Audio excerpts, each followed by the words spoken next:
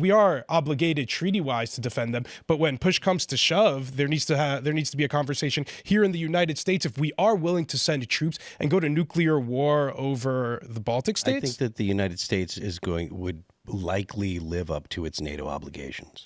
Well, it's the I opposite. think that's what Putin. I mean, down the line, Putin might be willing to test. But with the way some of our politicians are talking about NATO now, I could see a future where we potentially even leave NATO. I mean, Trump said he wanted to leave NATO throughout his campaigning in both his terms. So, like, this isn't beyond the realm of conversation or the Overton window, something like that down the line. So I could see NATO potentially weakening, our rhetoric around it weakening. These other countries aren't contributing I forget what the specific amount. I think it's 2 or 3%. 3.2. 3% of 3.2% of GDP, but they aren't living up to their obligations. One of the Baltic countries get invaded. We just say, hey, you guys haven't been pulling your weight. I don't want to sacrifice hundreds of thousands of Americans to go die in the Baltics over what? Over Eastern Europe? Like, I think that's a hard conversation to have with the American people. I think ultimately, my response to that is, number one, I think 100% Putin is going for the entire Ukraine. I mean, obviously, I do not. As much as he could get. Definitely as much as he can get. I think, excuse me, I think ultimately they'll have a hard time, whatever they get, if they get anything, they're going to have a hard time kind of digesting, right, domestically. But I think the situation you're talking about, in my mind, happens on these terms.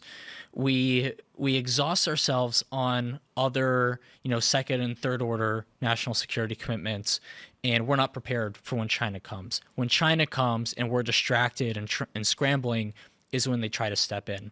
I think ultimately, and we can argue all day about whether or not this is 4D chess or 8D chess from President Trump.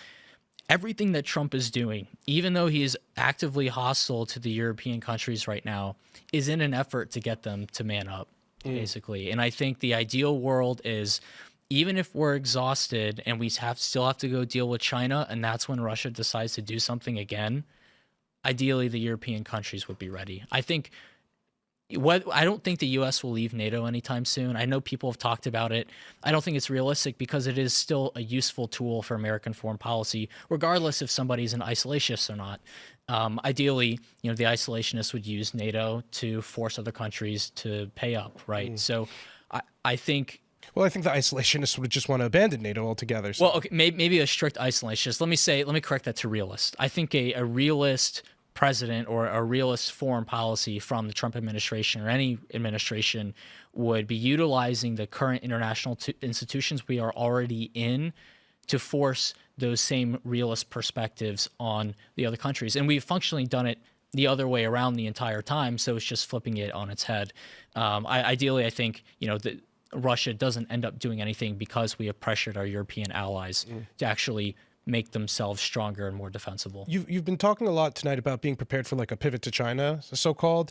I feel like recently in the past couple of years, we haven't been talking about the China-Taiwan issue as much as, we could be, given how much oxygen the Israel-Gaza and Ukraine-Russia war has been sucking up. But if China were to try to make a move on Taiwan, are you of the opinion that the United States and their allies should try to defend Taiwan? Should. Yes, but it's going to be a really tough sell, I think. I think if China does make a move on Taiwan the way things are, we're going to have some pretty heavy losses early on. And given the way that Americans usually react to heavy losses, there's going to be a lot of people that are going to go and say, let's give it up. I feel like we've been talking about that for my entire lifetime. The China invading Taiwan and then bombing Iran. And I don't know. We'll see if I get one of the two. Thanks for checking out this clip from Timcast IRL. Make sure to watch the show live Monday through Friday at 8 p.m. Subscribe to this channel, and we will see you all there.